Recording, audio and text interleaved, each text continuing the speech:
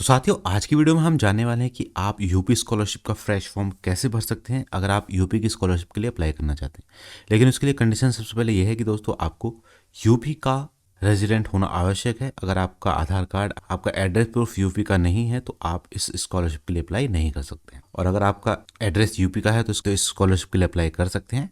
साथ ही जो आपकी शिक्षण संस्था है यानी कि आपका कॉलेज या इंस्टीट्यूशन है वो भी यूपी में सिचुएटेड होना चाहिए। तो ये दो कंडीशन अगर आप पूरी करते हैं तो रजिस्ट्रेशन इस तरीके से कर सकते हैं जैसे मैं आपको बताऊंगा। सबसे पहले आपको इस वेबसाइट पर आ जाना है। तो अगर ये दोनों चीज आपके पास में है तो रजिस्ट्रेशन किस तरीके से कर सकते हैं वो मैं आपको बताने वाला हूँ। सारी जानकारी मिलेगी आपको वीडियो में। लेकिन वीडियो में आगे बढ़ने से पहले चैनल पर अगर आप नए हैं और इसी तरह की इन्फॉर्मेटिव वीडियोस देखना चाहते हैं तो हमारे चैनल को जरूर सब्सक्राइब करें और बेल आइकन के बटन को दबा के ऑल पर सेट करना बिल्कुल ना भूलें, ताकि हमारी आगे आने वाली सभी वीडियोस की नोटिफिकेशन आपको मिलती रहे।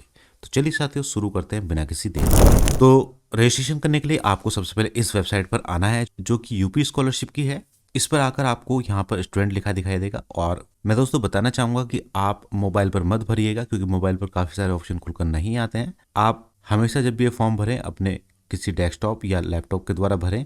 तो जब ये वेबसाइट खुल जाते हैं स्टूडेंट पर आपको क्लिक करना है। उसके बाद में न्यू रजिस्ट्रेशन पे जाना है। न्यू रजिस्ट्रेशन पर क्लिक करके इस तरह से आपके पास में सारे ऑप्शन खुलकर आएंगे।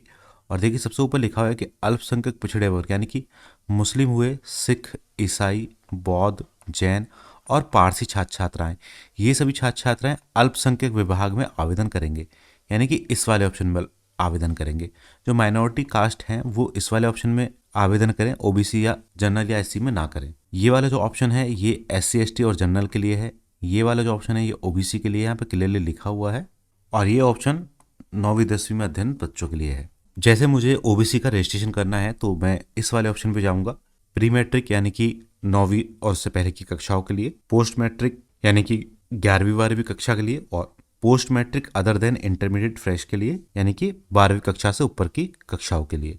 तो मुझे यूजी का फॉर्म भरना है तो मैं इस पर क्लिक करूंगा। इसके बाद में सबसे पहले आपसे दोस्तों ओटीआर नंबर मांगेगा। ओटीआर नंबर इस बार मैंडेटरी कर दिया गया है फॉर्म को भरने के लिए। ओटीआर कैसे बनाना है, बिल्कुल सिंपल प्रोसेस है। उसके लिए आप हमारी इस वीडियो को देख सकते हैं। इसमें बताया कि ओटीआर आप कैसे कर सकते हैं और बेहद आसानी से आप अपना ओटीआर नंबर जनरेट कर सकते हैं। इस वीडियो को देखने के लिए आपको लिंक हमारी इस वाली वीडियो के डिस्क्रिप्शन में मिल जाएगा। तो जैसा आपको ओटीआर नंबर जनरेट हुआ है सेम एज इट इज यहाँ पे डालना है और यहाँ सबमिट पे क्लिक करना है। सबमिट पे क्लिक करने के बाद आपका सारा डेटा खुलकर आ जाएगा जो भी ओटीआर के थ्रू रजिस्टर्ड होगा। उसके बाद सबसे पहले आपको डिस्ट्रिक्ट सेलेक्ट करना है अपने इंस्टीट्यूशन का, जो भी आपका कॉलेज है वहाँ का। उसके बाद कौन सा कॉलेज है उसका नाम सेलेक्ट करना है ध्यान से। किस जाति वर्ग समूह से आप हैं, कौन सा आपका धर्म है, आपका नाम यहाँ पर आएगा। मोबाइल नंबर ऑलरेडी आ जाएगा जो भी आपने ओटीआर में यूज़ किया है।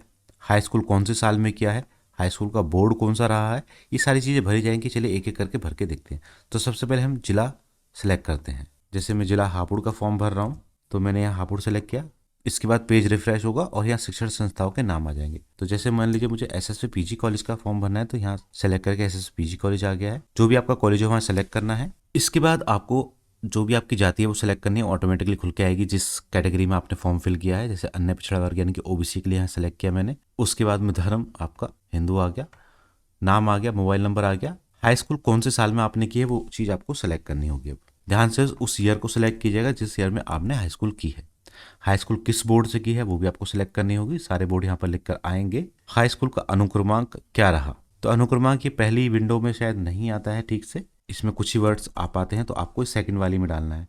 ये उनके लिए जिनमें स्कूल कोड दिया होता है उनमें डालने के लिए है। इस सेकंड में आप डालेंगे अनुक्रमांक आपने एंटर कर दिया। उसके बाद आपको पासवर्ड बनाना है। पासवर्ड आपको इस तरीके से बनाना है, पहला अक्षर आपको कैपिटल रखें। उसके बाद एक स्पेशल कैरेक्टर जैसे @ हैश इस तरीके से देना भी जरूरी है।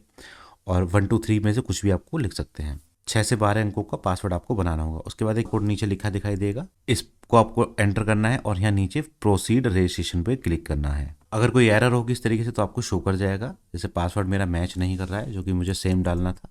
दोबारा से मैं पासवर्ड एंटर करूंगा और आप देख सकते हैं इस तरीके से रजिस्ट्रेशन होकर के आ गया है। ये वाला पेज आपको संभाल के रखना होगा क्योंकि इसमें सारी डिटेल्स हैं लॉगिन से रिलेटेड, प्लस जो आपने पासवर्ड बनाया है उसको भी संभाल के रखना है। इसको आप प्रिंट करके रख लीजिएगा या सेव करके भी रख सकते हैं। अब आपको लॉगिन करना होगा दोबारा से अपने पासवर्ड की सहायता से जो भी आपने बनाया है। उसके लिए आपको फिर से उसी वेबसाइट पर पहुंच जाना है और फिर से यहाँ स्टूडेंट पर जाना है।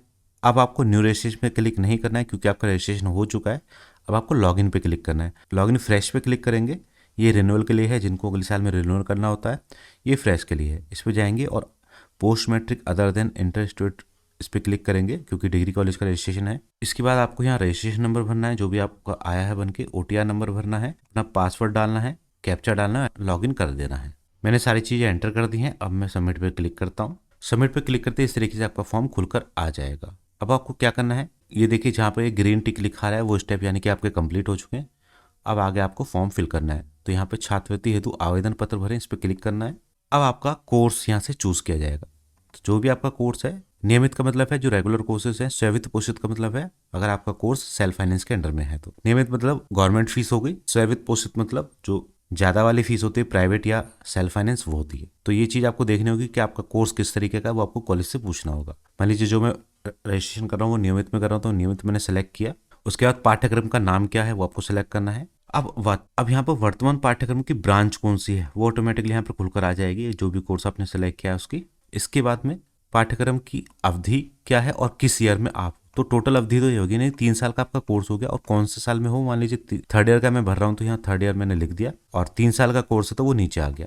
ये चीज ध्यान से आपको चुननी है। इसके बाद पाठ्यक्रम की पात्रता क्या है, यानी कि किस एलिजिबिलिटी के थ्रू आपका एडमिशन हुआ था। तो अगर आप ग्रेजुएशन में तो इंटरमीडिएट के, पोस्ट ग्रेजुएशन में है तो स्नातक के, या बीएड कर रहे हैं तो स्नातक के, यानी कि आपको वो चीज़ देखनी है कि किस परीक्षा के द्वारा आपका इस कोर्स में एडमिशन हुआ है। अब आपको यहाँ पर वर्तमान पाठ्यक्रम के प्रथम वर्ष में प्रवेश की तिथि, यानी कि जैसे मैं ये फॉर्म भरा हूँ तीसरे साल के लिए, तो मेरे को पहले साल की भी डेट यहाँ पे लिखनी होगी कि पहला जो फ्रेश एडमिशन हुआ था वो कौन सी डेट में हुआ था, और इस साल का जो एडमिशन है वो किस डेट में हुआ है। ये इस साल के एडमिशन की, ये उस साल के एडमिशन की जो प्रथम वर्ष में प्रवेश लिया है। अगर आप यहाँ फर्स्ट ईयर चूज करते हैं तो ये दोनों डेट सेम होनी चाहिए। मान लीजिए इस साल में आपने एडमिशन लिया है तो वही डेट, और इसी साल का ये वर्तमान का भी वही डेट आ जाएगी। लेकिन अगर आप तीसरे साल का भर रहे हो, यानी कि 3 साल पहले आपका एडमिशन हो चुका है, तो जिस साल पहली बार एडमिशन हुआ था वो डेट और ये वर्तमान की डेट, और इस फॉर्मेट में आपको ये डेट डालनी है। जैसे मैंने ये डाल दी है पहले साल की डेट, देखिए 2023 डाला है, देखिए मैंने 2023 डाला है, 23 क्योंकि एडमिशन हुआ था 2 साल पहले, और वर्तमान की मैं अब डालूंगा। और इस साल की जैसे मैंने डेट डाली है 7/8/2025, तो देख सकते हैं दोनों डेट किस तरीके से डली हैं। इसके बाद यहाँ पर मांगेगा आपसे विश्वविद्यालय बोर्ड एफिलेटिंग एजेंसी का पंजीयन क्रमांक।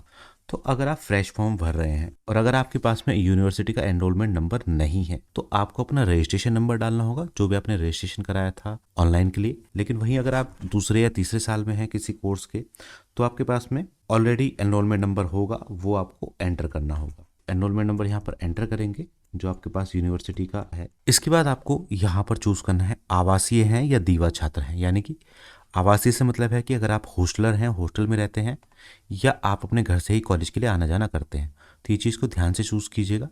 अगर आप हॉस्टलर हैं तो इसको चूज़ कीजिएगा, अगर आप घर से ही आना जाना करते हैं तो दीवा छात्र को चूज़ कीजिएगा। अब इसके बाद यहाँ पर आपको अपना हाई स्कूल और इंटरमीडिएट का विवरण डालना है। चलिए इसको फिल करते हैं। सबसे पहले कौन से साल में आपने हाई स्कूल उत्तीर्ण की है वो मांगेगा। आपके कितने में से कितने मार्क्स रहे, यानी कि 600 में से कितने मार्क्स आपको मिले, क्या परसेंटेज रही आपकी, और किस बोर्ड से आपकी 10th रही। तो मैंने यूपी बोर्ड लिख दिया है। उसके बाद इंटरमीडिएट, तो इंटरमीडिएट जैसे 2023 में हो गई। उसके बाद कितने में से कितने मार्क्स हैं, 500 में से मार्क्स होते हैं इंटरमीडिएट के। इसके बाद परसेंटेज आपको निकालनी है। परसेंटेज निकालने का सीधा सा फॉर्मूला है, जितने मार्क्स आपके आए हैं उसमें 2 जीरो लगा दीजिएगा, उसको डिवाइड कर दीजिएगा टोटल मार्क्स से, तो परसेंटेज आपकी निकल कर आ जाएगी। किस बोर्ड से है वो भी आपको लिखना है। ये सबमिट होने के बाद इस पर कुछ और डिटेल्स भरी जाएंगी, वो बाद में भरी जाएंगी, कैसे भरी जाएंगी बताऊंगा। अब आगे आपको निजी भी भरना है।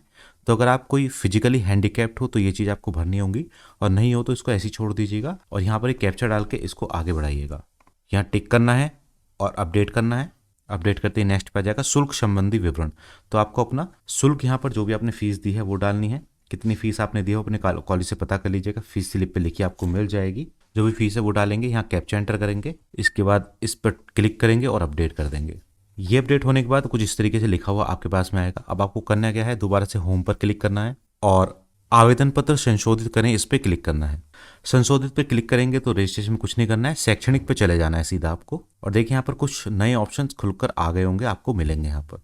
तो ये वाले ऑप्शन आ गए होंगे कुछ। ये वाले ऑप्शन उन क्लासेस के लिए हैं जिनका एडमिशन बीएड में हुआ हो या किसी यूपीएससी, एकेटीयू, यूपी सीयूपी, एनईट या नीट के माध्यम से हुआ, उन सभी के लिए हैं। अगर ऐसा है तो आपको यहाँ पर यस सेलेक्ट करना है, अदरवाइज यहाँ पर नो कर देना है। जैसे ये आ गया 12th के आधार पर आपका एडमिशन हुआ था, ठीक है, ओके कर दिया।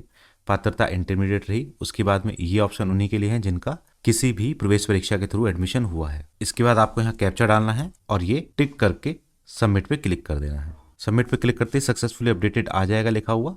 उसके बाद में फिर से आपको होम पेज पर क्लिक करना है। अब आपको इनकम और कास्ट सर्टिफिकेट का वेरिफिकेशन करना है। उसके लिए आपको यहाँ पे क्लिक करना होगा। जैसे जनरल स्टूडेंट्स के लिए कास्ट सर्टिफिकेट नहीं होता है तो ये केवल ओबीसी या एससी स्टूडेंट्स के लिए काम में आएगा। सबसे पहले आएगा आय जाति का प्रमाण पत्र। तो यहाँ पर आय प्रमाण पत्र का आवेदन फार्म संख्या डालनी है और यहाँ पर क्रमांक डालना है। तो यहाँ पर हम एंटर करते हैं सारी चीज़ें। जो भी आपके इनकम सर्टिफिकेट में फार्म संख्या और क्रमांक संख्या है वो आपको सही सही एंटर करनी है। और डॉक्यूमेंट एक्सपायर्ड ना हो ये चीज़ देख लीजिएगा आप। सब डॉक्यूमेंट में वैलिडिटी लिखी होती है। इसको सबमिट पे क्लिक करेंगे, थोड़ी देर प्रोसेस होगा। तो अगर आपका डॉक्यूमेंट बिल्कुल ठीक है तो यहाँ नीचे इस तरीके से आएगा और यहाँ आपको वेरीफाई पे क्लिक करना होगा। जैसे वेरीफाई इनकम डिटेल्स है तो इनकम सर्टिफिकेट में वेरीफाई कर रहा हूँ और देखिए यहाँ पर ये वेरीफाइड लिखा हुआ आ गया है, सक्सेसफुली मिलान हो गया है। अब आएगा जाति प्रमाण पत्र का आवेदन संख्या और उसका क्रमांक डालने के लिए, तो वो भी आपको डाल के इसी तरीके से वेरीफाई करना होगा।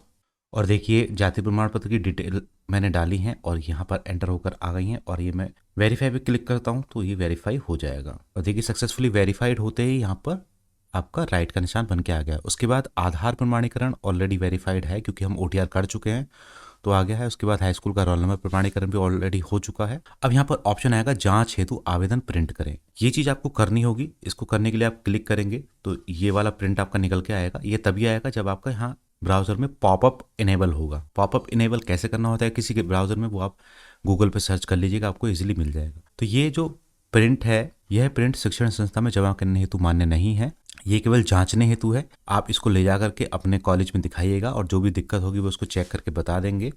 कुछ चेंज होना होगा या जो भी होना होगा, तो अगर कुछ भी चीज़ चेंज होनी होगी तो आप इस पे करा सकते हैं। उसके बाद में ऑप्शन बचता है जांच के उपरांत आवेदन पत्र सबमिट करें, संस्था में जमा करने हेतु आवेदन पत्र का प्रिंट 3 दिन बाद अवश्य करें। तो अगर आपका सब कुछ ठीक हो जाता है तो उसके बाद ये इसको फाइनल सबमिट करना है और उसके 3 दिन बाद आपको फाइनल प्रिंट आउट मिलेगा, वो आपको कॉलेज में जमा कराना होगा। तो ध्यान रखिएगा अगर आपके आवेदन में कुछ भी चीज़ है तो उसको अभी संशोधित कर सकते हैं जब तक ये ऑप्शन इनेबल है। और इसको फाइनल सबमिट करने के बाद में आप कुछ भी चेंज नहीं कर पाएंगे, वो आपका फाइनल लॉक हो जाएगा। तो फाइनल लॉक करने से पहले अच्छे से चेक करा लीजिएगा अपने फॉर्म को, उसी के बाद फाइनल लॉक कीजिएगा। फाइनल लॉक होने के 3 दिन बाद ही आप फाइनल प्रिंट निकाल पाएंगे। तो साथियों इस तरीके से आप बेहद आसानी से अपना स्कॉलरशिप का रजिस्ट्रेशन कर सकते हैं। मैं आपको सजेस्ट करूंगा कि लास्ट के डेज में स्कॉलरशिप का रजिस्ट्रेशन मत कीजिएगा क्योंकि उन दिनों में वेबसाइट नहीं चलती है। शुरुआत में या मिड डेज में स्कॉलरशिप का रजिस्ट्रेशन करें और नाइट में या अर्ली मॉर्निंग करें तो बहुत ज़्यादा बेहतर है क्योंकि उस टाइम पे सर्वर अच्छे से काम करता है और वेबसाइट बहुत बढ़िया चलती है। दिन में वेबसाइट बहुत ज़्यादा दिक्कत करेगी आपको, तो दिन में स्कॉलरशिप का रजिस्ट्रेशन करना अवॉइड करें। और कुछ भी अगर आपको दिक्कत आती है तो हमें ज़रूर बताएं ताकि हम उसका समाधान कर सकें। तो बस साथियों आज की वीडियो में इतना ही। वीडियो अगर आपको पसंद आई हो तो लाइक एंड शेयर जरूर कीजिएगा और चैनल पर अगर आप नए हैं तो चैनल को सब्सक्राइब कर लें और बेल आइकन के बटन को दबाकर ऑल पे सेट करना बिल्कुल ना भूलें ताकि हमारी आगे आने वाली सभी वीडियोज़ की नोटिफिकेशन आपको मिलती रहे। मिलते हैं दोस्तों किसी और वीडियो में, तब तक के लिए जय हिंद, जय भारत।